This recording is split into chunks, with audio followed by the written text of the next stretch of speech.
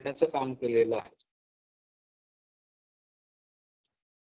तर त्यातलं सर्वात पहिलं काय आहे, तर ब्रह्मसत्यम जगन मिथ्या. सुरुवातीला आपण काय बघितलं, तर जगत म्हणजेच काय आत्मपदार्थ आणि अनात्म पदार्थ ही गोष्ट आपण बघितली. आता दुसरं ब्रह्मवाक्य जे आहे की ब्रह्मसत्यम आणि जगत मिथ्या अशा स्वरूपात वर्णन केलेलं आपल्याला पुढे मिळतं.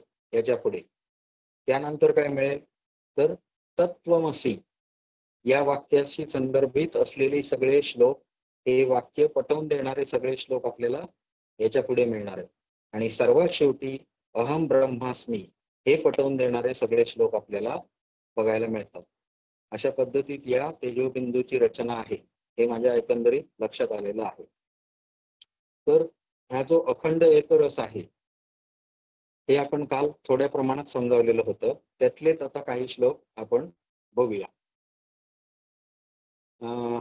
उस ब्रह्म का निर्देश या वर्णन शब्दों में या वेद वाक्यों में अर्थात वेद मंत्रों से भी नहीं किया जा सकता.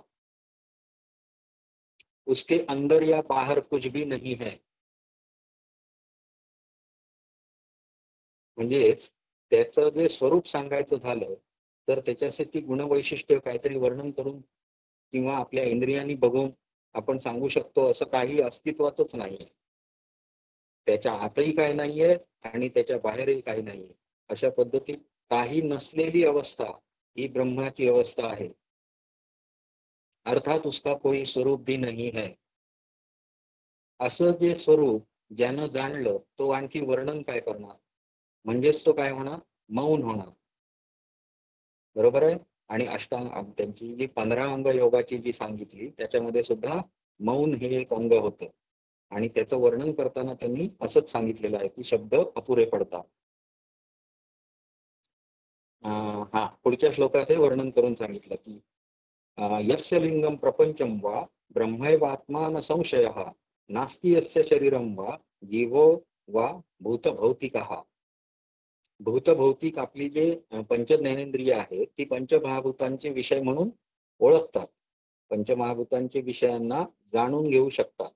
परंतु या पंचभौतिक पदार्थांना जाणणारी जी इंद्रिय आहेत ती अभौतिक पदार्थाला जाणण्यासाठी बनलेली नाही.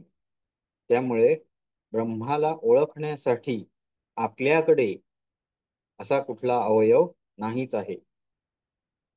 ब्रह्म की पहचान या लिंग या प्रपंच अर्थात संसार और ज्ञानेन्द्रियों द्वारा अनुभव में आने वाले रूप रसगंध स्पर्श इत्यादि 5 विषय ही है. ब्रह्म ही सभी प्राणियों की आत्मा है, इस बात में कोई संदेह नहीं हो सकता. कोई शरीर, कोई प्राणी या कोई भी भौतिक पदार्थ भी ब्रह्म की पहचान नहीं है. म्हणजे ह्याच्यासारखा हा आहे असं आपण सांगू शकत नाही. कालही आपण ही गोष्ट बघितलेली होती. पुढे अनात्मेति जगत्वापि नास्ति नास्तीति निश्चन सर्व संकल्प शून्यत्वात् सर्व कार्य विवर्जनम. ब्रह्म सभी प्रकार के संकल्प विकल्पों से काय आहे, परे. संकल्प विकल्पात्मक ज्या गोष्टी आहेत त्या कोणाच्या आहेत, तर मनाच्या आहेत, चित्ताच्या आहेत. तर त्याच्याही पलीकडे असलेली ही गोष्ट आहे. त्यानंतर सभी हे कार्यकारण भाव से रहित है. म्हणजे हे कुठल्या गोष्टीचं कारणही नाही आहे, त्याही पलीकडे याचं अस्तित्व आहे. सर तुम्ही इसीलिए आता किती श्लोक वाचला? आता मी 16वा पंचम अध्याय 16वा श्लोक.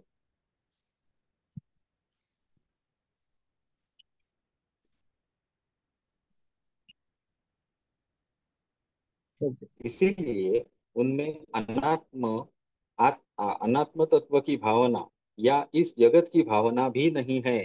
कारण ते कुठल्याही गोष्टीचं कारण नाही आहे. मग कारण जर नसेल तर त्याच्यामध्ये अस्तित्वात असण्याचा, कार्य अस्तित्वात असण्याचा प्रश्नच येत नाही. कारण आपण असं मानतो की कारणामध्ये सूक्ष्म रूपात कार्य हे अस्तित्वात असतं किंवा कारणापेक्षा अत्यंत वेगळं अशा प्रकारचं कार्य कधीही अस्तित्वात असत नाही. त्याच्याशी निगडीतच असतं.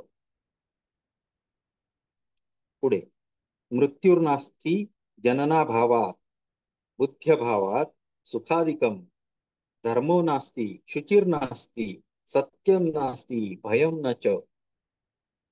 तसं नाहीये. ब्रह्म कभी जन्म नहीं लेते, अतः वे मरते भी नहीं. उनमें बुद्धि न होने के कारण सुख दुख आदि की अनुभूति भी नहीं है. वे धर्म शुचिता या पवित्रता सत्य आणि भय इत्यादी भावों से रहित है. कारण हे सगळे सत्वगुणाचे फक्त आपण हे मानले, काय गुण मानले. सत्वगुणाच्या आधिक्यामध्ये हे सर्व आपल्यामध्ये संचारित होतात किंवा आपल्या चित्त जेव्हा सत्वगुणाधिष्ठित होते तेव्हा आपल्याला हे सर्व गुण बघायला मिळतात. परंतु हे तत्व त्याही पलीकडे आहे आणि गुणातीत आहे, या गुणांच्याही पलीकडे आहे. अजून काय नाहीये तर अक्षरोच्चारणम नास्ति गुरु शिष्यादि नास्त्यपि एका भावे द्वितीयम न द्वितीयपि न चैकता. क ख ग घ आदी जे वर्ण आहेत तेही वर्ण म्हणजे हे तत्व नव्हे. त्याला वर्णांनी शब्दांनी वर्णन करण्यासारखं त्याचं काही अस्तित्व नाही आहे. त्यानंतर गुरु शिष्यादी जो भाव आहे तशाच पद्धतीत हे तत्व आहे का, तर तसंही नाही आहे. जो आपण पवित्र म्हणून आपण जे जे काही आपल्यात म्हणू शकतो, ओंकार सुद्धा हे तत्व नाही आहे. अशा पद्धतीत सगळं काय नाही आहे याचं वर्णन केलं. यातून आपण काय समजून घ्यायचं, तर जे नाही आहे ते सर्व काय आहे, अनात्म तत्व आहे. आणि यापेक्षा वेगळं जे आहे ते आत्मतत्व आहे किंवा ब्रह्मतत्व आहे. पुढे परम ब्रह्मा हमस्मीति स्मरणस्य मनो नहि ब्रह्ममात्रम जगदीदम ब्रह्ममात्रम तू मप्यहम. म्हणजे आता इथून पुढे आपल्याला काय लक्षात येणार आहे, तर हे सगळं अहम ब्रह्मास्मी या पदाशी आहे किंवा तत्वमसी या पदाशी आहे. अशा पद्धतीत आपल्याला श्लोक आता बघायला मिळणार आहे. ब्रह्म स्वतःसाठी असं म्हणत नाही की मैं ब्रह्म हूं किंवा अहम ब्रह्मास्मी. हे वाक्य कोणासाठी आहे, साधकासाठी आहे. मग साधकासाठी साधकानंच निर्माण केलेलं आहे. म्हणजेच जगतानंच निर्माण केलेलं हे वाक्य आहे. ते ज्या ब्रह्मामध्ये आतही काही नाही बाहेरही काही नाही शब्दही नाहीत असं ब्रह्म स्वतःसाठी वाक्य तरी का तयार करेल. त्यानं ते वाक्य स्वतःसाठी तयार केलेलं नाही. हे साधकासाठीचं वाक्य आहे. क्योंकि यह कहने या स्मरण करने के लिए उसमें मन ही नहीं है. ब्रह्मामध्ये कुठलंही मन अस्तित्वात नाही. अतः परिणाम यही है कि यह सारा जगत ब्रह्म ही है. तुम और मैं भी ब्रह्म ही हूं. या सर्व जगताच्या पाठीमागे एकच तत्व अस्तित्वात आहे आणि ते म्हणजे ब्रह्म आहे. आणि ते अखंड एक रस सर्व ठिकाणी असल्यामुळे तुमच्या माझ्यातही हे तत्व अस्तित्वात आहे. चिन्मात्रम केवलम चाहम नास्ति नात्मेति निश्चनो इदम प्रपंचम नास्त्येव नोत्पन्नम नो स्थितम क्वचित. म्हणजे काय काय, तर मी केवळ चिन्मात्र आहे अशी भावना जेव्हा एखाद्याला झाली तर तो काय समजतो, तर स्वतःची जाणीव किंवा चिन्मात्र तत्वाचीच जाणीव त्याच्यामध्ये झाल्यामुळे जगताची जी जाणीव आहे ती त्या दृष्टीनं नष्ट झालेली आहे. किंवा अनात्म जे पदार्थ आहेत ते माझे नाही आहेत. आपण आतापर्यंत स्वतःला अहंकार असल्यामुळे हे शरीर माझं आहे, हा देह माझा आहे, हा मी आहे, मी आहे, ही भावना जेवढी आहे ती सर्व अहंकार स्वरूप आहे. आपला जो अहंकार म्हणतो त्या स्वरूपात आहे. गर्व म्हणून नव्हे, हे आधी लक्षात ठेवा. मी दुबेवार स्वरांपेक्षा चांगला आहे असं म्हणणे म्हणजे गर्व आहे. परंतु नुसतं मी आहे ही जी भावना आहे त्यालाच अहंकार म्हटलेला आहे. त्यामुळे अहंकार हे तत्वापासून हा संपूर्णतः सुटलेला आहे. कारण त्याचं चित्तच नष्ट झालेलं आहे. आता यामध्ये तो ब्रह्मतत्वात बुडालेला आहे म्हटल्यानंतर आता ब्रह्माचा जो काही विचार आहे तो आत्मतत्वाचा विचार आहे. आणि त्याच्या पलीकडे असलेलं जेवढं काही आहे ते सगळं अनात्म आहे. मग हे जे अनात्म पदार्थ आहे ते मी नाही आहे हे मला पूर्ण जाणीव झालेली आहे. जगत का यह विस्तार वास्तव में नहीं है हे मात्र वेदांताचं वैशिष्ट्य आहे. वेदांत दर्शनामध्ये जगाला 2-3 प्रकारे हे मानलेलं आहे. काय? खोटं मानलेलं आहे. जर आपण योग वसिष्ठ घेतलं तर त्याच्यामध्ये काय सांगितलेलं आहे, तर जग हे विवर्ताप्रमाणे भासतं. त्यानंतर जर तुम्ही अद्वैत वेदांत घेतलं तर जगताला आभासित स्वरूप मानलेलं आहे. सर विवर्त म्हणजे म्हणजे काय? विवर्त हा आता मोठा प्रश्न आहे. तुमचा कॅमेरा ऑन करा. सर मी औंढ्याला आहे ना, सध्या लोड शेडिंग असतं आमच्याकडे ह्या पिरियड मध्ये, त्याच्यामुळे मी अशात करत नाहीये, कॅमेरा ऑन, लाईट नसते. बरं बरं. आता ते हा कन्सेप्ट सांगून टाकतो 2 मिनिटात. समजला तर ठीक, नाही तर पुढच्या वर्षी हा कन्सेप्ट तुम्हाला आहे. हं? ठीक आहे तर ठीक आहे, कसं हो आहे, चालेल. आपल्या शरीरामध्ये जो प्राण असतो हा ज्याचा आयाम आपण करणार असतो, प्राण आयाम, हा प्राणायाम, हा बरोबर आहे. मग तो हम्म का करायला सांगितलेला आहे, तर मनाचं जे अस्तित्व आहे ते सर्व देहामध्ये आहे. हम्म आता तुम्हाला जर पायाला एक काटा टोचला तर हाय म्हणता की नाही तुम्ही? म्हणजे हो पायाचा आणि मनाचा संबंध आहे. आहे. आता तुम्हाला एखादी गोष्ट माझ्याशी बोलताय तुम्ही, तर माझा आवाज तुमचा कान ऐकतायत, म्हणजे कानाशी हो मनाचं अस्तित्व आहे. म्हणजे हो क्षणात मन इकडून तिकडे जायला तर पाहिजे. मग अशी कुठली हो एंटिटी आहे जो इकडून तिकडे शरीरात जाऊ शकतो? तर एकमेव गोष्ट आहे ती म्हणजे वारा. हम्म चल गोष्ट म्हणजेच हा प्राण. आता हा अच्छा. जो प्राण आहे तो आपण आतमध्ये घेतो आणि बाहेर सोडतो, बरोबर हम्म आहे. हो या प्राणाला नियंत्रित केल्यानं काय होतं शरीरामध्ये, तर शरीरातल्या ज्या हालचाली आहेत त्या नियंत्रित होतात. हे त्या ऋषींनी हम्म जाणलं. ओके. हम्म आणि त्यांनी नवीन शोध काय केला, तर हम्म या प्राणाला जर आपण नियमित करू शकलो तर हा मनाला नियंत्रित करता येतं. आणि हे सिंपल हम्म आहे, आपण सुद्धा हे जाणू शकतो. त्याच्यासाठी हम्म कुठल्या वैज्ञानिक शोधाची गरज अजिबात नाही. आत्ता तुम्ही इथे 2 मिनिटं बसा आणि स्वतःच्या फक्त श्वासावर लक्ष केंद्रित करा. तुम्हाला हम्म बाकीचे विचार ऑटोमॅटिक थांबतात. हे आपल्याला हो, मेडिटेशन मध्ये जाणवलेली. करतो ना आपण ते.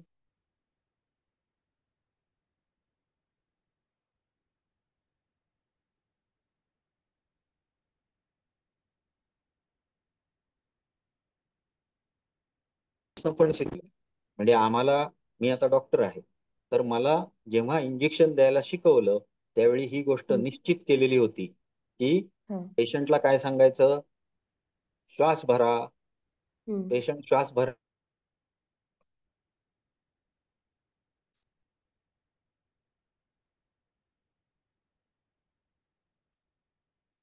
सर व्हिडिओ पॉज होतोय तुमचा मध्ये मध्ये. तुम्ही पण लक्षात ठेवा, कुठल्या डॉक्टरकडे जे घाबरतात इंजेक्शन द्यायला, इंजेक्शन घेण्याची टेक्निक शिकवली तुम्हाला.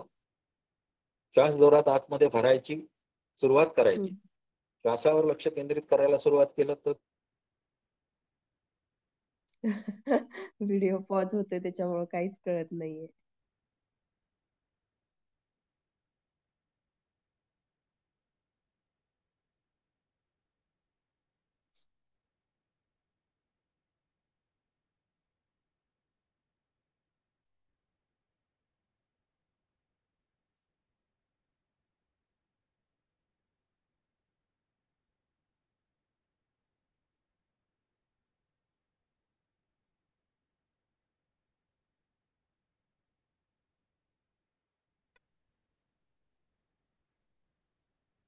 आता येतंय का ऐकायला?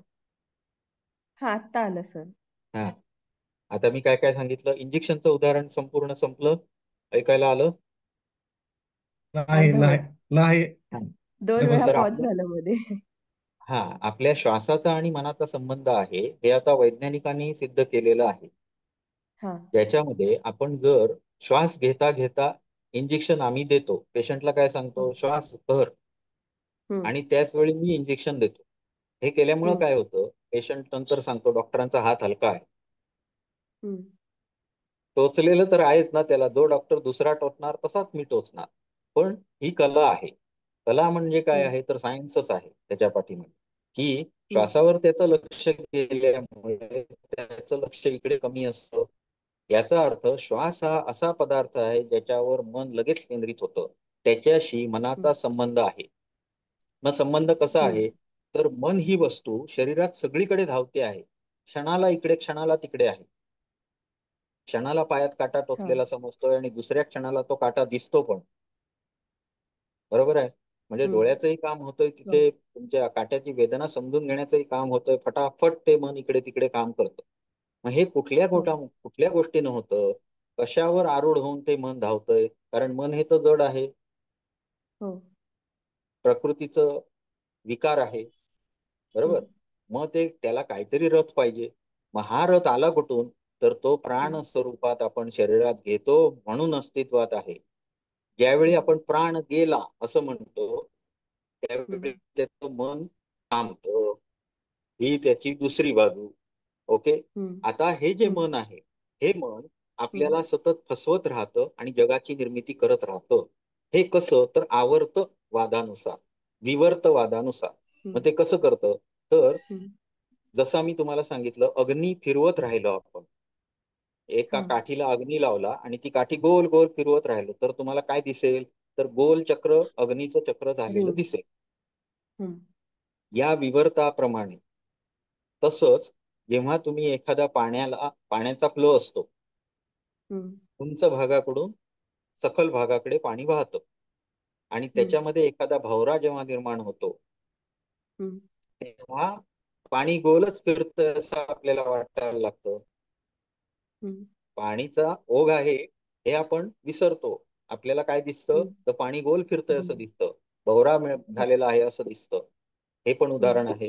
तर या उदाहरणाने त्यांनी पटवून दिलं की जोपर्यंत हम्म. प्राणाचा स्पंद शरीरात आहे, तोपर्यंत मनाचा स्पंद चालूच राहतो हा. आणि या स्पंदामुळे जगताची निर्मिती होते. जशी तुम्ही पिक्चरला गेल्यानंतर रीळ फिरत राहतात हम्म. आणि प्रत्येक रीळ म्हणजे काय असतं, तर फ्रेमची, फोटोच्या फ्रेम असतात, एकाला एक लागून असतात आणि प्रत्येक फ्रेम आपल्याला वेगळा फोटो दाखवत असते. परंतु जेव्हा 16 फ्रेम्स पर मिनिट याच्या वरती जेव्हा त्यांचा स्पीड जातो, त्यावेळीच आपल्याला चलचित्र बघायला मिळतं. काल आपण हे सगळं समजावलेलं थोड्याफार प्रमाणात. तर हम्म. ही जी संकल्पना आहे, ही संकल्पना कशी, तर विवर्त तयार होणे. अच्छा. ओके. दुसरी काय संकल्पना आहे, तर तुम्हाला दिसतानाच जग हे चुकीचं दिसतं. उदाहरणार्थ हम्म. रज्जू आणि साप, त्याला काय म्हणतात, विकल्पात्मक. हम्म. ओके. म्हणजे अं, रज्जू हे वास्तव आहे, पण अंधार हा. असल्यामुळे सापाची भावना झाली. हो. माझ्या शरीरात तर पूर्ण बदल झाले त्याच्यामुळे. जे काय व्हायचे होते हम्म. ते मी घाबरलो किंवा मी हो. हातात काठी घेतली वगैरे सगळं काय ते झालं. पण मी जेव्हा हम्म. वास्तव दिसलं त्यानंच मी काम केलं. मला तो रज्जू सापच दिसला हम्म. आणि जेव्हा मी लाईट ऑन केला, तेव्हा मला कळलं, अरे हे चुकीचंच होतं. तशा पद्धतीत जेव्हा ब्रह्माचा लाईट ऑन होतो, तेव्हा जगत हम्म. हे सत्य काय आहे ते कळतं. वास्तव हम्म. साप नाहीच आहे हे कळतं. जग हे हम्म. मिथ्या आहे हे कळतं. यालाच त्यांनी हम्म. ब्रह्म सत्यम जगन मिथ्या, हा. ब्रह्म हेच सत्य आहे आणि जगन हे मिथ्या आहे. मिथ्या हे आहे. वाक्य, ही ब्रह्मवाक्य आहे. हम्म. 7 ब्रह्मवाक्य साधारण, अयम ब्रह्मास्मी, अजून काय काय अशी, म्हणजे ब्रह्मसत्यम जगन मिथ्या, जीवो ब्रह्मैव नापरा, हम्म. त्यानंतर तत्वमसी, हम्म. त्यानंतर अहम ब्रह्मास्मी, ही सगळी हम्म. ब्रह्मवाक्य आहेत. ह्या सर्व गोष्टींचा अर्थ एकच आहे. परंतु हे पटवून देण्यासाठी वेगवेगळ्या दर्शनांनी वेगवेगळ्या प्रकारे समजावून सांगितलेलं आहे की जगाचं अस्तित्व नाही आहे तर कसं नाही आहे. तर हम्म. अशा पद्धतीत जगाचं अस्तित्व निर्माण होतं, जे आभासित आहे. एक मी हा. तुम्हाला मगाशी जे उदाहरण दिलं ते, की वर्तुळ तयार होतं. हो. त्या पद्धतीनं जगाची निर्मिती होते, म्हणजे फिल्म चाललेली आहे जगाची. हे एक झालं. हम्म. दुसरं सांगितलं रज्जू सर्प, म्हणजे रज्जूवर हो. आपण साप आहे असं आरोप ठेवला ना. हो. बरोबर आहे. मुळात तो हो. रज्जूच आहे. मग हम्म. आरोपित म्हणजेच अध्यासित. आलं लक्षात. हो. अशा पद्धतीनं जगाचं अस्तित्व आपल्याला भासतं असं त्यांनी म्हटलेलं आहे. पुढे मैं केवल चित या चिन्ह मात्र हूँ, चैतन्य मात्र हूँ। मुझ में अनात्म की या न होने का निश्चय, मैं अनात्म नहीं हूँ। जगत का विस्तार वास्तव है ही नहीं, क्योंकि यह न कभी उत्पन्न हुआ है और न इसकी स्थिति या अस्तित्व ही रहा है। काल्पनिकच गोष्ट मानलेली आहे जगताला. म्हणजे असं कधी कधी तुम्हाला रील पण बघायला मिळालेली असतील की एक ब्रह्मांडामध्ये एक व्हिडिओ गेम चालू आहे, त्यातलं आपण एक पात्र आहोत. अस्तित्वात नसलेली गोष्ट, रियालिस्टिक गेम चालू आहे, अशा पद्धतीत त्यांनी वर्णन केलेलं आहे. पुढे, चित्तम प्रपंचम इत्याहुर नास्ती नास्तेव सर्वदा, न प्रपंचम न चित्तादी न अहंकारो न जीवकाहा.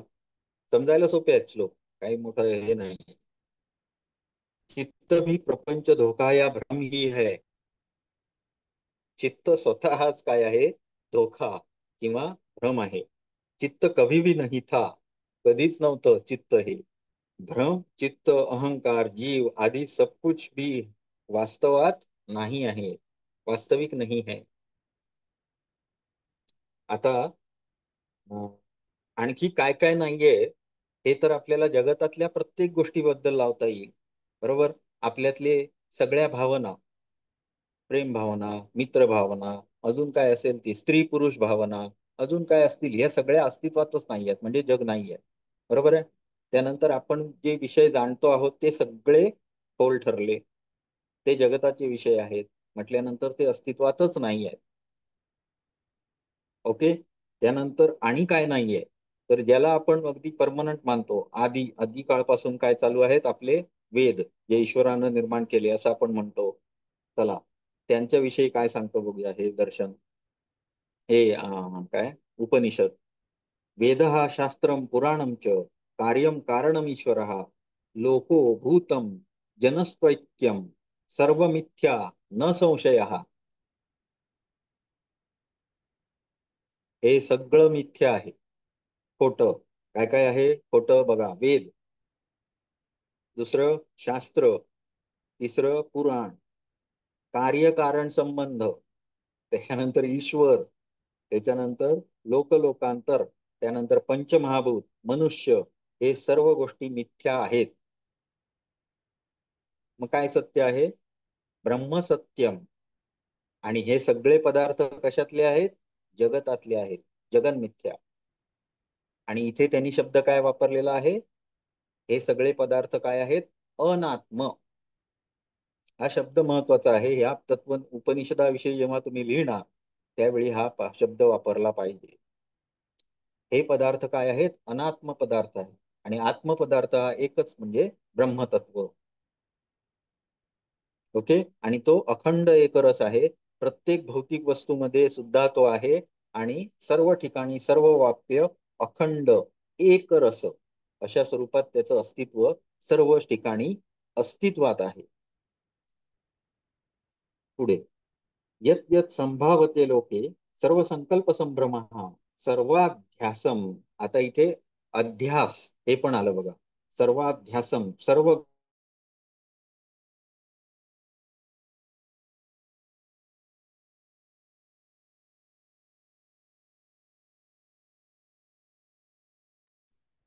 सर आवाज येत नाही तुमचा. संसार में सर श्लोक आहे 50वा, 49-50. संसारामध्ये ज्या ज्या गोष्टीची संभावना आहे, आता अगदी टोकाला नेऊन ठेवलं, या संसारामध्ये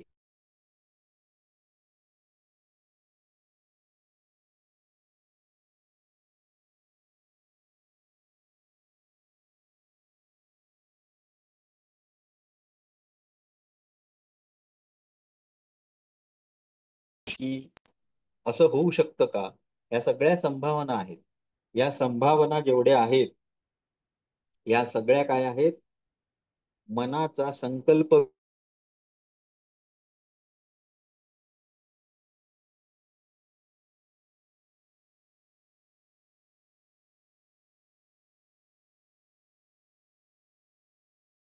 के भोग ऐश्वर्य, सभी प्रकार के आवाज ब्रेक दोषारोप। होतोय. काय होत आहे? आवाज ब्रेक होतोय सारखं सारखं. आवाज ब्रेक होतोय का? आज हो. जरा कठीणच आहे एकंदरीत.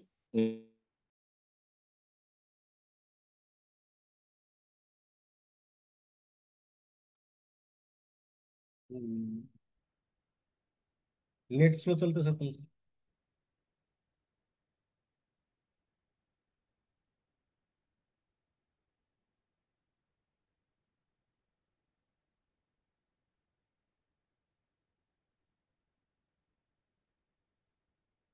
हॅलो.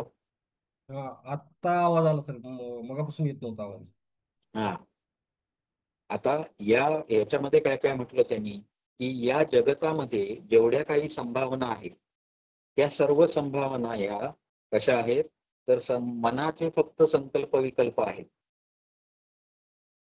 म्हणजे मी जर आता असं म्हटलं की ब्रह्म असं आहे तसं आहे, ही सगळी माझ्या मनाची कल्पना आहे. येतोय का आवाज? आवाज येतोय का? येतोय येतोय येतोय. हा, पुढे त्यानंतर सर्व प्रकारचे अध्यास आरोप आपण केलेले आहेत कोणावर? ब्रह्मावर. म्हणजे आपण काय म्हटलं तर ब्रह्म हेच सर्व सर्व गोष्टींचं कारण आहे. ब्रह्मापासूनच ब्रह्मांड निर्माण झालं, अनेक ब्रह्मांड निर्माण झाली, त्यामध्ये ह्या गोष्टी ब्रह्मापायच आहेत, हे सगळे आपण त्याच्यावर केलेले आरोप आहेत. त्यामुळे जग हे ब्रह्मावर भासतं असं म्हटलं जातं. भासित, आभासित, आरोपित आहे. तर हे सगळे काय आहेत तर अनात्म पदार्थ आहे. आणि सगळे काय आहेत? निश्चय ही मिथ्या आहे. हे सगळे काय आहेत? मिथ्या आहे, खरे अस्तित्वात नाही आहे.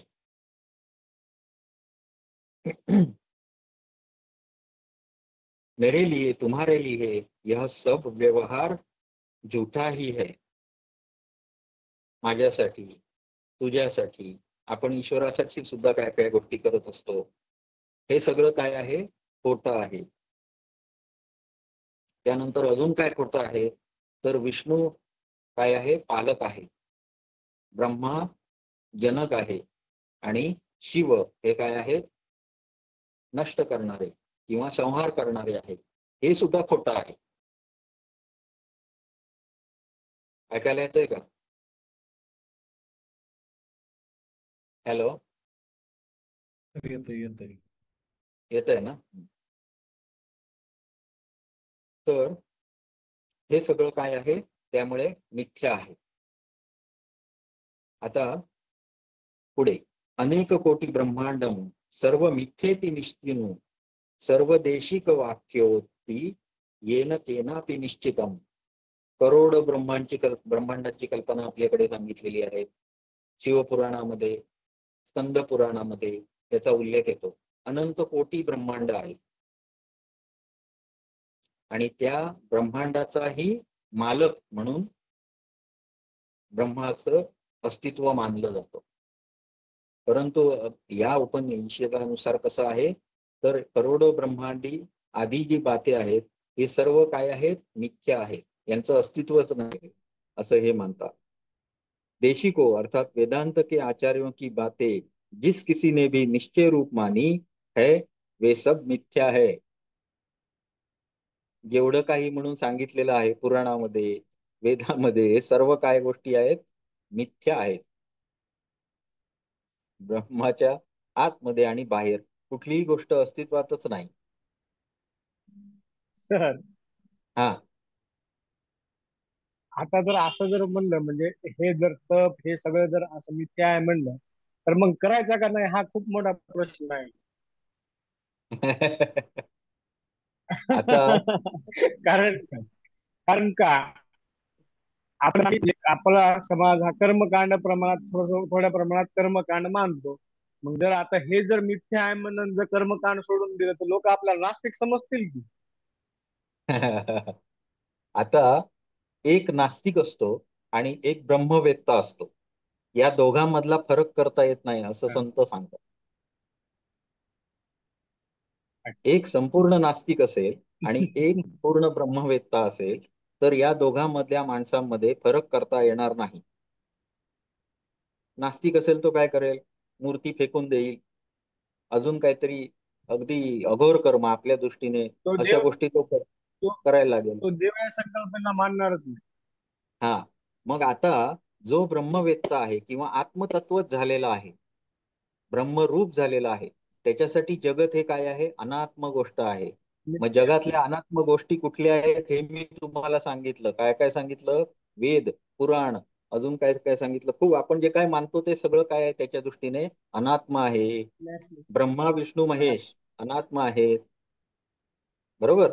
म्हणून तुम्हाला जर बघितलं तर जेवढे म्हणून काय अवलिया म्हणा किंवा संत होऊन गेले, त्यांच्यामध्ये तुम्हाला अशा कुठल्या तरी त्यांचे जर चरित्र वाचले तर तुम्हाला ह्या गोष्टी बघायला मिळतील की त्यांच्या वागण्यामध्ये खूपच विचित्रपणा होता. आलं का लक्षात? आता मला उदाहरणं देता नाही येणार. आता उदाहरणार्थ सरांनी उदाहरण सांगितलेलं ते म्हणजे दत्त. आपल्या संस्कृतीनुसार आपल्या सनातन धर्मामध्ये किंवा आपल्या हिंदू धर्मामध्ये कुत्रा पाळायचा नाहीये. कुत्रा अजिबात पाळायचा नाही मनुष्याने, असं लिहिलेलं आहे मीमांसा दर्शनामध्ये. आता जर कुत्रा पाळायचा नव्हता तर दत्त महाराज तर त्याचं दूध प्यायचे, कुत्र्याचं, आणि कुत्रे त्यांच्या आजूबाजूला कुत्रे असायचे. मग आता हे काय आहे? तर हे ब्रह्म जाणल्यानंतर त्याची अवस्था आहे. त्याच्यासाठी जगताचं अस्तित्व खरंच काही नाहीये. म्हणजे त्याच्यासाठी म्हणून मग म्हटलं ते की भगवद्गीते पण मध्ये पण सांगितलंय की माती, दगड आणि सोनं त्याच्यासाठी सारखंच आहे. बऱ्याच तुम्हाला महाराज बिराज जे काय त्यांच्यातला एक गुण कायम तुम्हाला बघायला मिळेल. त्यांच्या पोटी भक्त पण भरपूर असतात, कारण त्यांना सिद्धी हवी असते, त्यांच्याकडून चमत्कार हवा असतो, म्हणून लोक त्यांच्या पाठीपाठी फिरतात. आणि त्यांचे प्रॉब्लेम जेव्हा त्यांना समजतात तेव्हा ते प्रॉब्लेम सॉल्व्ह पण करतात. ते कसे करतात? तर समजा की दुबेवार सरांना काहीतरी आर्थिक प्रॉब्लेम आहे आणि राडकर सरांकडे संपत्ती आहे. तर दुबेवार सरांचा प्रॉब्लेम जर त्या संताला समजला तर तो काय करणार? राडकर सरना सांगणार 2 लाख रुपये द्या. राडकर सर काढून देणार, ते सरळ उचलणार आणि दुबेवार सरांना देऊन टाक. आता ह्यांच्या दृष्टीने तिकडचा पैसा इकडे केला म्हणून त्यांच्या दृष्टीने काय झालं? पूर्णमद पूर्णमिदम पूर्णात पूर्णमुदच्यते पूर्णस्य पूर्णमादाय पूर्णमेवावशिष्यते. त्यांच्या दृष्टीनं अशीच व्यवहार त्यांनी केलेला आहे. परंतु राडकर सरांच्या मते काय झालं? प्रचंड दुःख झालं, 2 लाख रुपये माझे गेले. आणि दुबेवार सरांच्या मदतीनं काय झालं मते? तर माझ्या 2 लाख माझं रुपये उन्नती झाली, हे झालं ते झालं, बरोबर आहे. तर हे पद्धत ही अशी समजून घेण्यासाठी म्हणून हे सगळं त्यांनी सांगितलेलं आहे की ही जर ब्रह्मतत्व जे आहे ते समजल्यानंतर तुमच्या दृष्टीनं जगताची अस्तित्व नष्ट होणार, आणि म्हणून हे आभासित आहे. अशा पद्धतीत वर्णन हे सगळं या उपनिषदाच्या अंगानं केलेलं आहे. आता हे समजून घेण्यासाठी ज्यांनी ज्यांनी विविध मार्ग बनवले ते संप्रदाय म्हणून विकसित झाले की तुम्ही असं जावा, इथून एसटी पकडा, मुंबईत जावा. सुरुवात पहिल्यांदा यमनियमाची एसटी पकडा, त्यानं मुंबईपर्यंत जावा. मग तुम्ही काय करा? प्राणायाम प्रत्याहार शिका. ते शिकलात की तुम्ही गुजरातमध्ये जा. मग ते शिकून झाल्यानंतर अमुक अजून शिका. असं करत करत तुम्ही मग कुठे बद्रीनाथला पोहोचा. असं थोडक्यात एक मार्ग हा झाला हठ प्रदीपिकेचा मार्ग. अजून अजून एक थेट मार्ग विमान करायचं. विमानानं डायरेक्ट तुम्ही अभ्यास करा आणि लखनौला उतरा, आणि तिथून दुसरं विमान पकडा. कुठलं? वैराग्याचं. मग तुम्ही डायरेक्ट बद्रीनाथला जा. 2च विमानं करा, लवकर पोचाल. ज्ञानमार्ग. आलं लक्षात? अजून काय? 3 गोष्टी. जहाजानं जावा. कशा आहेत? तप, स्वाध्याय, ईश्वर प्रणिधान, या मार्गे जावा. ओके. अशा पद्धतीत त्यांनी वेगवेगळे मार्ग सुचवले आणि हे आपल्याला वेगवेगळ्या ठिकाणाहून बघायला मिळतात. परंतु त्या सर्वांचं मूळ तत्वज्ञान जे आहे ते हे आहे. उपनिषदामध्ये हे मूळ तत्वज्ञान आपल्याला बघायला मिळतं आणि जसजसं आपण खालच्या ग्रंथांकडे जाऊ तसतसे हे मार्ग बघायला मिळतात आपल्याला आणि ते आपण आचरणात आणू शकतो, कारण आपण ब्रह्मवेत्ते नाही आहोत. आणि ज्यांना ब्रह्मवेत्ता होण्याची गरज आहे, ब्रह्म जाणण्याची गरज आहे, अशा साधकांसाठी हे मार्ग प्रशस्त करून ठेवलेले आहेत. त्यातल्या कुठल्याचाही आपण वापर करू शकतो. आलं लक्षात? आणि जेव्हा तुम्ही हे सगळं जाणून ब्रह्म जाणाल तेव्हा तुम्हाला काय जाणायला मिळेल? तर ज्याच्या आतमध्ये काही नाही, ज्याच्या बाहेरही काही नाही, अशा पद्धतीचं स्वरूप तुमचं होईल. ओके. ठीक आहे. पुढे त्वमेव परमात्मसी त्वमेव परमो गुरुः त्वमेव आकाशो रूपोऽसि. आता इथे तत्वमसी या वाक्याचा अर्थ इथे यायला सुरुवात झाला. तत् त्वम असी म्हणजे काय? तेच तू आहेस. तत् म्हणजे ते, त्वम म्हणजे तू आणि असी म्हणजे आहेस. म्हणजे ब्रह्मतत्व तू आहेस. अशा वाक्य सांगणार पुढचे सगळे श्लोक तत्वम असी या शब्दाचं वर्णन करून सांगतात. ओके. आता श्लोक नंबर हा आहे बघा 59वा श्लोक नंबर आहे. याचा अर्थ आपण बघूया. आप ही परमात्मा है, आप ही श्रेष्ठतम गुरु है, आप ही आकाश स्वरूप है, आप ही साक्षी, आपका कोई साक्षी नहीं है, आप ही सब भाव रूप या वर्तमान पदार्थों में विद्यमान है, आप ही ब्रह्म है, इसमें कोई संदेह नहीं है. या ब्रह्मवाक्याला पूरक अशा पद्धतीत आता ब्रह्माचं वर्णन चालू केलं. आतापर्यंत काय सांगत होते? अनात्म पदार्थ कुठले, आत्मपदार्थ कुठले आणि त्यांच्यामध्ये डिफरन्स कसा आहे. म्हणजे अनात्म पदार्थ म्हणजे ब्रह्म नाही हे समजावून सांगितलं अगोदर. आता काय सांगतो? तर सर्व अखंड एक रस पदार्थामध्ये ब्रह्माचं अस्तित्व आहेच. आलं का लक्षात? हे समजावून सांगण्यासाठी आता पुढचे तत्वमसी, तूच ते ब्रह्म आहेस हे समजावून आता पुढच्या सगळ्या श्लोकामध्ये सांगणार आहे. पुढे आता 61वा बघा. सत्यो असी सिद्धो असी सनातनो असी मुक्तो असी मोक्षो असी मुदामृतो असी देवो असी शांतो असी निरामयो असी ब्रह्मासी पूर्णो असी परात्परो असी. म्हणजे तू काय काय आहेस? तर तेच म्हणजे तेच काय आहे? सत्य आहे. तेच काय आहे? सिद्ध आहे, सनातन आहे, मुक्त आहे, मोक्ष रूप आहे, हर्ष आणि अमृत स्वरूप आहे, देव स्वरूप सुद्धा तेच आहे, शांत सुद्धा तेच आहे, निर्विकार आहे, ते पूर्ण स्वरूप आहे और परात्पर ब्रह्म अर्थात सर्वश्रेष्ठ पदार्थ असलेला एकमेव आहे तो म्हणजे ब्रह्म आहे. हे सगळे जे श्लोक आहेत हे कशाशी कशाशी असी असं जिथे कुठे तुम्हाला दिसत आहे ते तत्वम असी हे शब्द हे श्लोक सगळे असे समजावून सांगणारे आहेत. याच्यावर मी खूप आता आणखी जात नाही, कारण काय होणार आहे तर ब्रह्माचं जे वर्णन अलीकडे आपण केलं अनात्म म्हणून पदार्थ सांगून तेच परत आता इथे लागू होणार आहे. त्यामुळे मी ते आता करत नाही. पुढे आता डायरेक्ट मी 72वा श्लोक. ब्रह्म विष्णवी सही ब्रह्म विष्णवीशहीनो असि स्वस्वरूपं प्रपश्यामि प्रपश्यसि स्वस्वरूपावशेषोऽसि स्वानंदाब्धो निमज्जसी. आता हे कसं आहे तर ब्रह्मा विष्णू महेश यानं काय सृष्टीची उत्पत्ती झाली असं आपण म्हणतो. म्हणजे उत्पत्ती स्थिती आणि लय हे ब्रह्मा विष्णू महेशाशी निगडीत सरिता आपण Rathi madam, Sarita Rathi madam mute करा तुमचं, आवाज येत नाही आम्हाला. हा सरिता राठी राठी मॅडम. मॅडम. ब्रह्मा विष्णू महेशाला आपण कसं मानतो? ब्रह्माने सृष्टीची उत्पत्ती केली, विष्णू पालन करतो आणि महेश हा काय करतो? सृष्टीचा लय करतो. तर अशा पद्धतीत आपण मानतो. याच्यापासूनही मी परे आहे. तत्वमसी यापेक्षाही तू परे आहेस. असं सांगतायत. ब्रह्मतत्वाला उद्देशून ही सगळे श्लोक आहेत. पुढे, आप अपने स्वरूप को अर्थात स्थूल रूप की अपेक्षा विशेष रूप को या निजी भाव को स्वयं देखते हैं. त्याला बघण्यासाठी इंद्रिय लायक आहेत का? नाही. ब्रह्म हे स्वतःलाच स्वतः बघू शकतं. जेव्हा तुम्ही ब्रह्म होणार तेव्हाच तुम्ही स्वतःला त्या स्वरूपातच अनुभवणार. तेच स्वतःला स्वतःच बघू शकतं फक्त. पण त्याला डोळे आहेत का? नाही.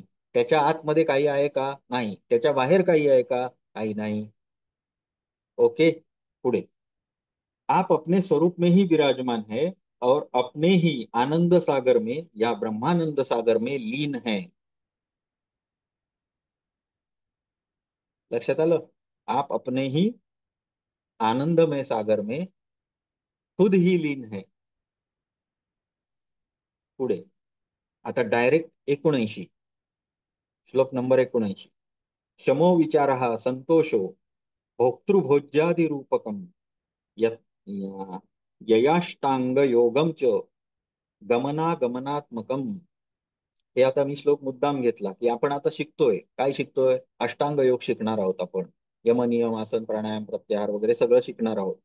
अष्टांग योग जो आहे त्याच्याविषयीचं यांचं काय म्हणणं आहे ते बघूया. तर शांती, विचार, संतोष हे सगळं काय झालं? यमनियम झाले. यमनियमाशी संबंधित गोष्टी झाल्या.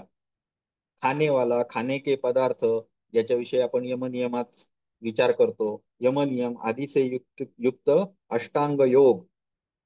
पुढे आनाजान गमनात्मकम म्हणजे येणे जाणे, म्हणजे जे आपण क्रिया करतो आहोत येण्या जाण्याच्या, या सगळ्या. बोला सर, काय म्हणताय?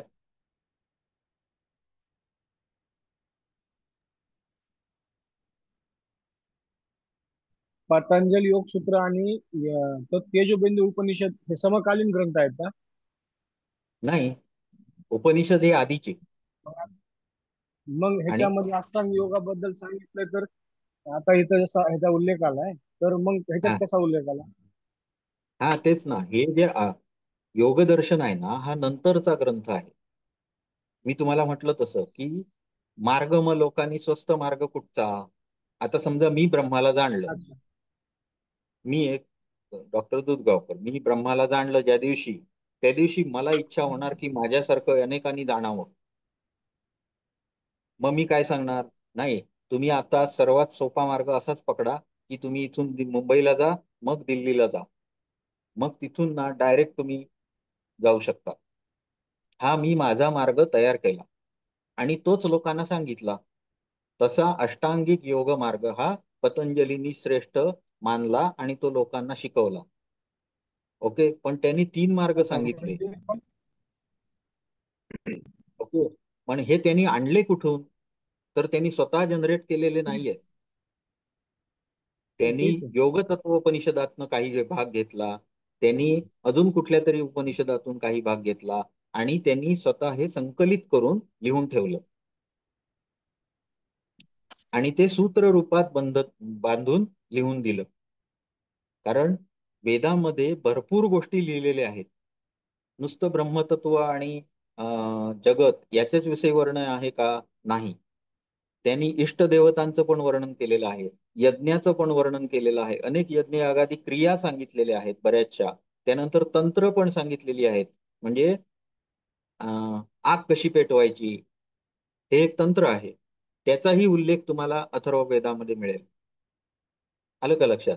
त्यानंतर कशी उपासना करायची, कुठली उपासना करायची, कुठल्या यज्ञामुळे काय प्राप्त होईल, या सर्व गोष्टी सुद्धा सांगणारा काय आहे? वेद आहे. परंतु यातलं जो आध्यात्मिक विचार आहे, ज्याच्यामध्ये जो मूळ तत्व आहे त्याचं दर्शन घडतं, असे विचार बाजूला केले, उपनिषदांमधले घेतले आणि मग स्वतः अभ्यास करून हा मार्ग श्रेष्ठ आहे हा समजून त्यांनी प्रत्येक ह्यानं वेगवेगळा दिलेला आहे आणि प्रत्येक दर्शन हा वेगळा मार्ग आपल्याला देतं. परंतु हे सगळे मार्ग कुठे जातात? ब्रह्मतत्वापर्यंत, मूळ तत्वापर्यंत आपल्याला नेतात. ठीक आहे. आता हे अष्टांग योगाबद्दल पुढे काय सांगितलं बघा. प्रारंभ, मध्य, अंतरंग, लेणे योग, छोडणे योग, शिव, विष्णू, इंद्रिया, मन, जागृत, सुषुप्ती, स्वप्न इत्यादी 3 अवस्था, 24 तत्व, सांख्यांची 24 तत्व, प्रकृतीची तत्व आहेत ही सर्व, त्यानंतर सगळे वर्ण, ब्राह्मण, क्षत्रिय, शूद्र, वैश्य इत्यादी, तंत्र, मंत्र, विद्या, अविद्या, त्यानंतर बंधन, मुक्ती, काय आपण काय शिकतोय? मुक्ती शिकतोय, मोक्ष शिकतोय, बरोबर आहे. बंधन मोक्ष सुद्धा व्यर्थच सांगितलेलं आहे. बंधन मोक्षाच्याही पलीकडे असलेली गोष्ट आहे. तुम्ही बंधनात आहात हे तोपर्यंतच आहे जोपर्यंत तुमचं चित्त अस्तित्वात आहे. जेव्हा ते नाहीसं होईल तेव्हा तत्त्वम असी, तुम्ही तेच आहात जे ब्रह्म आहे. जेव्हा तुमचं चित्त नाहीसं होईल तेव्हा तुम्ही तेच उरणार आहात जे ब्रह्म आहे. म्हणजे बंध आणि मोक्ष हे काय झालं? बंधन आपल्याला आहे, सांसारिक बंधन. त्या बंधनातून मोक्ष मिळवण्यासाठी आपण प्रक्रिया एवढी सगळी समजावून घेतो आहोत. परंतु हे काय सांगतायत?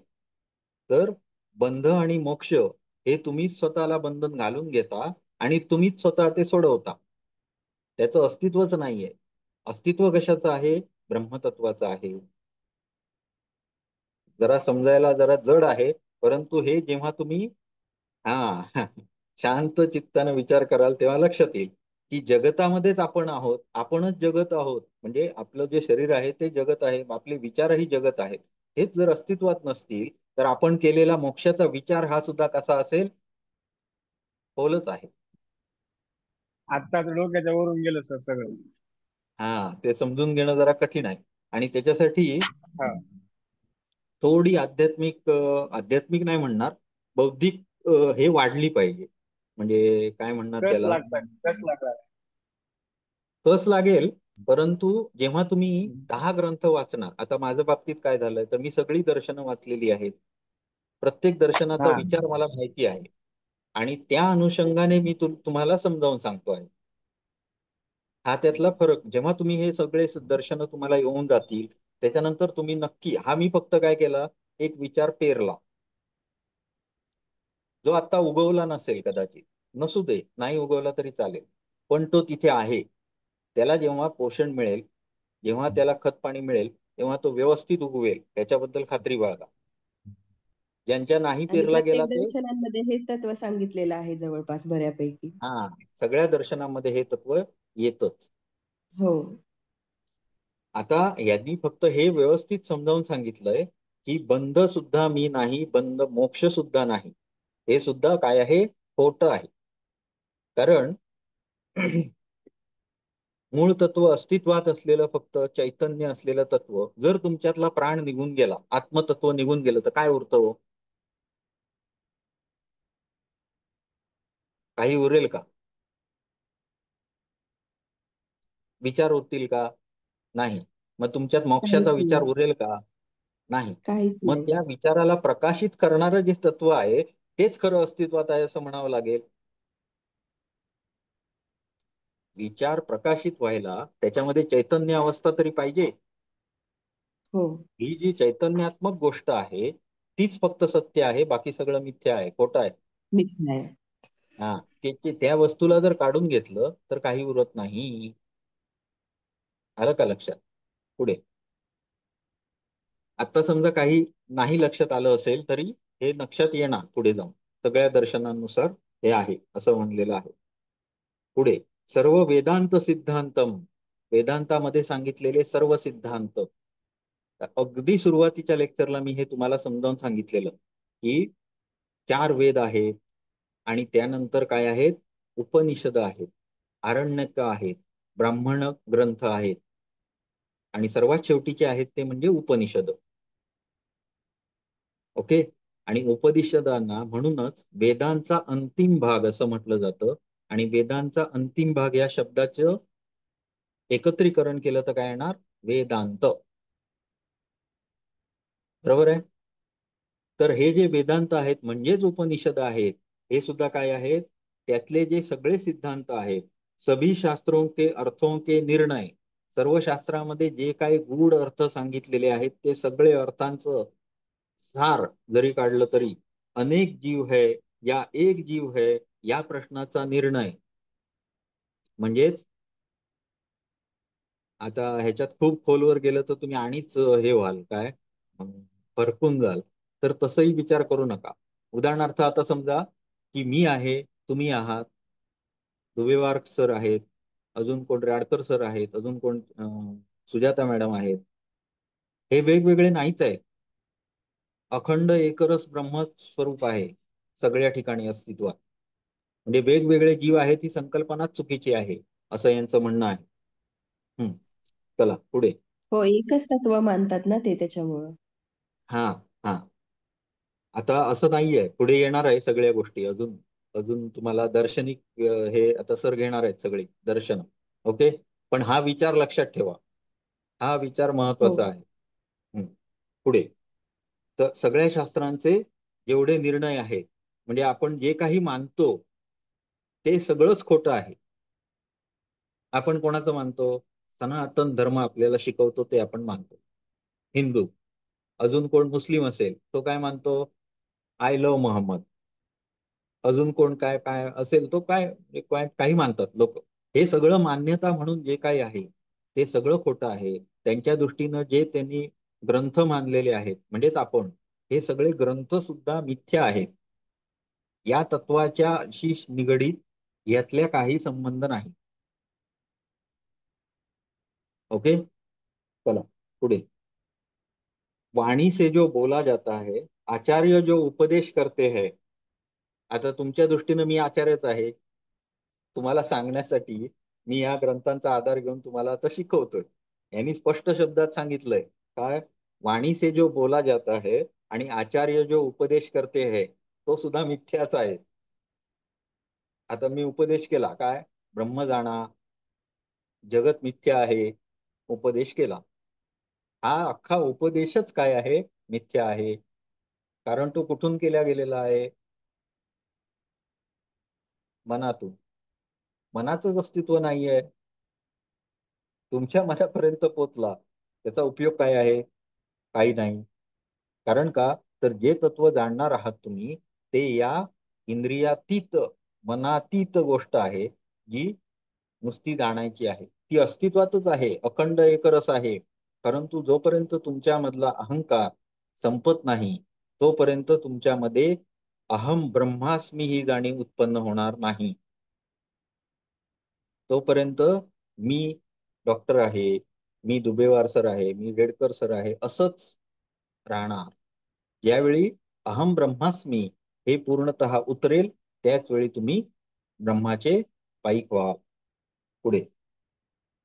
यत यत न्यायन निर्णितम महद्धि वेदपारगैः शिव शरति लोकान्वये विष्णु पाति जगत्त्रयम्. वेदों के धुरंधर विद्वानों द्वारा जो न्याय संगत निर्णय किए जाते हैं, रुद्र लोकों का संहार करते हैं और विष्णु तीनों तीनों लोकों की रक्षा करते हैं, ब्रह्मा सृष्टि की उत्पत्ति करते हैं, आदि क्रियाएं, त्यानंतर पुराणों का ज्ञान, वेदों का निर्णय, सारी उपनिषदों का ज्ञान, ये सारी बातें खरगोश के सिंग की तरह मिथ्या है. तुम्हाला जर असं सांगितलं की काल मला एका शशानं आपल्या शिंगानी मारलं, या गोष्टीवर तुम्ही विश्वास ठेवणार का? काल एक धावत नाही. ससा समोरून आला, त्याला 2 शिंग होती, त्या शिंगानी मला भोकसलं, असं मी तुम्हाला कथा सांगितली, या गोष्टीवर तुम्ही विश्वास ठेवाल का? नाही. तद्वतच या गोष्टीवर जसा तुम्ही विश्वास ठेवणार नाही तसाच या सर्व गोष्टीवर तुम्ही विश्वासच ठेवू नका. या सगळ्या खोट्या आहेत. आलं का लक्षात? जो ब्रह्मतत्व जाणतो तो अशा स्वरूपात होतो. आता जे अवलिया साधू किंवा जे ब्रह्मवेत्ते लोक आहेत ते जर अशा क्रिया करत असतील तर त्यांना आपण काय म्हणणार? समाज विघातक म्हणून सुद्धा लोक मारतात सुद्धा काही काही यांना. बघा तुम्ही ते कुंभमेळ्याच्या वेळी असे अनेक लोकांच्या तुम्ही मुलाखत ऐकल्या असतील, विचित्र विचित्र वागणारे लोक आपल्याला दिसतात. आता ह्यांचं हे जे विचित्र वागणं असतं हे एक तर ते आस्तिक असू शकतात, आस्तिक म्हणण्यापेक्षा ब्रह्मवेत्ते असू शकतात, किंवा पूर्ण नास्तिक असू शकतात. पूर्ण हो. नास्तिक सुद्धा असंच वागेल. तो कशाला देवाची पूजा, तो मातीत गाडायला निघेल, तो अजून काय विष्ठा टाकेल त्याच्यावर, असा वागेल. तसाच ब्रह्मवेत्ता सुद्धा वागतो, कारण त्याच्या दृष्टीनं जगत अस्तित्वातच नाही. परंतु शास्त्रानं जर तुम्ही नीट अध्ययन केलं तर आदेशित केलेलं आहे की जे लोक ब्रह्म जाणतात अशा लोकांनी आपल्या पुढच्या लोकांना कसं वागायचं, कारण लोक काय असतात, अनुकरणशील असतात. हम्म. मी जर इथे 7 वाजता उपस्थित नाही राहिलो तर तुम्ही उद्यापासून काय करायला लागणार, सर काय वेळेत येत नाहीत, आपण 6:15 वाजता जाऊ, होणार की नाही असं? म्हणजे लोक हम्म. अनुकरणशील असतात, लोक आदर्श मानतात. त्यामुळे जरी तुम्ही ब्रह्मवेत्ते झालात तरी सुद्धा तुम्ही नियमांचं पालन करायचं आहे असं आज्ञा देऊन ठेवलेली आहे भगवद्गीतेमध्ये सुद्धा. परमेश्वरांनी, श्रीकृष्णांनी आज्ञा देऊन ठेवलेली आहे. जरी तुम्ही ब्रह्मवेत्ते झालात तरीही सामाजिक जी जडणघडण आपण आखून ठेवलेली आहे, आपल्या धर्माचं हे वैशिष्ट्य आहे की यमनियमांपासून जे काही आपल्याला सांगून ठेवलेलं आहे हे सगळं आपला समाज बांधून ठेवतं. समाजाला इतरांना त्रास होऊ नये यासाठी सर्व गोष्टी आपल्याकडे आहेत. त्यानंतर माणसाचा स्वतःचा उत्कर्ष कसा व्हावा याच्यासाठीचे सगळे नियमावली आपल्याकडे व्यवस्थित सांगून ठेवलेली आहे.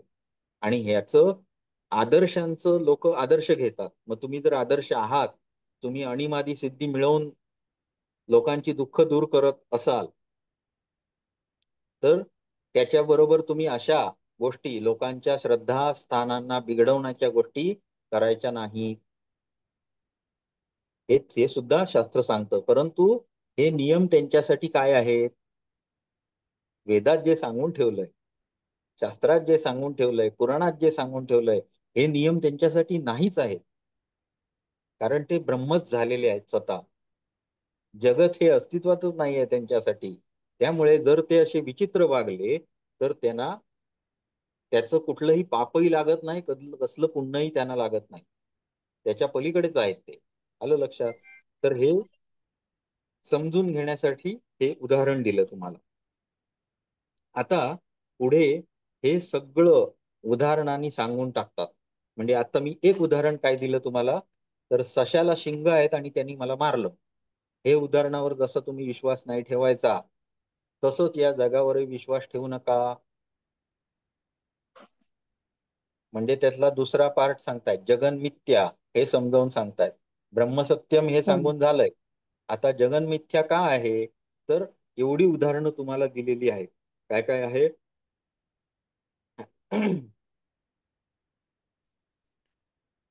मैं देह हूं यह विचार संसार की प्रतीति कराता है, मैं देह हूं यह संकल्प आत्मा का बंधन मानता है, बंधन बनता है. आता हे कसं बंधन तयार कसं होतं ते सांगतायत आणि त्याचंच मोक्ष आपल्याला करायला त्यांनी सांगितला. परंतु मुळात अस्तित्वात असलेलं तत्व ब्रह्म हेच आहे. आणि आपण आपल्या चित्त आणि अहंकारानं स्वतःच्या देहाला मी म्हणायला लागलो. अस्तित्वात मात्र तुम्ही ब्रह्म, अखंड एकरस ब्रह्म म्हणूनच आहात. तरी तुम्ही वेगळा स्वतःसाठी अहंकार पाळायला लागलात, ही तुमची चूक आहे. आणि ही चूक तुम्ही ऑलरेडी केलेलीच आहे, म्हणजे स्वतःला बंधन घातलेलंच आहे. आणि आता तुम्ही काय म्हणताय की मला मोक्ष पाहिजे. या बंधनातून मला मुक्ती पाहिजे, आणि मुक्तीचा अर्थ हाच आहे की मी आधीपासूनच मुक्त होतोच. स्वतःलाच मी अहंकारानं बंधन घालून घेतलेलं आहे आणि आता त्या अहंकारापासून मला सुटका मिळाली तर मी मुक्त होईन. कळायला कठीण आहे? कठीण आहे का कळायला? खूप कठीण. कळायला कठीण नाहीये, पचायला जड जात. हा, पचायला खूपच जड आहे. कारण हे विचार म्हणून म्हटलं एक विषय धरला, एक विषय जर पकडला, एक विषय जर हा पकडला तर त्याच्या समोर तर दुसरा विषय खोटा ठरतोय. बरं ह्याला हा जर खरं म्हणलं तर पहिला विषय खोटा ठरतोय.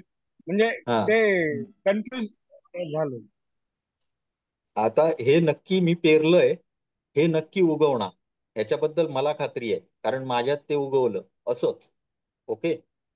आता ह्याला मी हे देतो एक म्हणजे आपण ग्रंथ तर नक्की आपले जे आहेत हे स्वतःच एक काय म्हणतात विद्यापीठासारखं ज्ञान आपल्याला देऊ शकतात, याच्याबद्दल शंकाच नाही. कारण हे सगळे काय आहेत, वेदवाक्यच आहेत, ज्यांचं आपल्याला विस्तार म्हणून आपण आता इथे योग दर्शनामध्ये तुम्ही आलात ते शिकतोय आपण. जर योगशास्त्राचं व्याख्या केलेली आहे ती कोणी केलेली आहे, व्यासमुनींनी केलेली आहे. हम्म. ओके. तर त्याच्यामध्ये एक सुंदर वाक्य येतं की श्रद्धा अध्यात्म प्रसाद हा, आणि हा प्रसाद तुम्हाला मिळणार. ओके. जोपर्यंत श्रद्धा तुमच्याकडे आहे तर हा प्रसाद तुम्हाला मिळत जाईल आणि ती वाढत जाईल. आलं लक्षात? तर हे होण्यासाठी थोडा कालावधी पण लागेल. ओके. आणि ईश्वर कृपा हे सुद्धा बरोबर येतेच. जर तुम्ही मार्गावर चालू आहात तर तुम्हाला वर नेण्याचं काम हा ईश्वर करणारच आहे. जर तुम्ही खाली पायऱ्या उतरायला लागलात अधोगतीला, तरी ईश्वर काय करणार आहे, तथास्तु. आणि खाली तुम्हाला जायची इच्छा आहे तिथे जावा, तथास्तु. ओके. जर तुम्ही वरती, मी हा जर विचार तुमच्यामध्ये पेरलाय तर तो नक्कीच उगवेल, काळजी करू नका. त्याचाही अर्थ तुम्हाला समजणार आहे. आणखी कुठल्या शब्दात समजावायचं हे मला कळत नाही. आलं का लक्षात? त्याच्यासाठी तुमचा दृष्टिकोन अजून व्यापक होणं आवश्यक आहे. आणि तो कसा वाचन होईल? मोठं पाहिजे. वाचन हा हा परफेक्ट.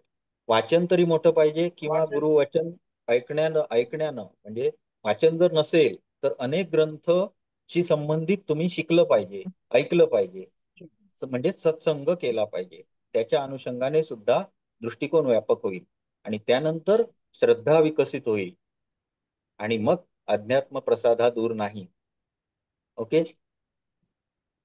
आता हा एवढा अध्याय मात्र मी संपवतो, त्याच्यानंतर आपण थांबू. आता हा जो मन आहे, या मनानंच सगळ्या संसाराची उत्पत्ती केलेली आहे असं पुढच्या श्लोकामध्ये वर्णत आहे. की देहामध्ये कोण आहे? देहामध्ये हे मन आहे. आणि मनामध्ये जेव्हा विचार निर्माण होतात त्या विचारांच्या विवर्तानच संसाराची उत्पत्ती होते. आणि म्हणून हे मनच सर्व दोषी आहे. स्वतःमध्ये अहंकार निर्माण करणारं हे मन आहे. आणि जोपर्यंत हे आपण नष्ट करत नाही तोपर्यंत जे मुळात अस्तित्वात असलेलं तत्व आहे त्याला तुम्ही जाणणार नाही. ओके. हे सगळं हा पंचम अध्याय संपला. मला वाटत होतं मी आज 6वा पण संपवेन, परंतु तसं काही झालेलं नाही. आपण पुढच्या आठवड्यामध्ये 1 तास घेऊ, त्या अध्यायात आपण म्हणजे त्या क्लासमध्ये आपण संपवू. आजच्या दिवशी हरिओम. हरिओम.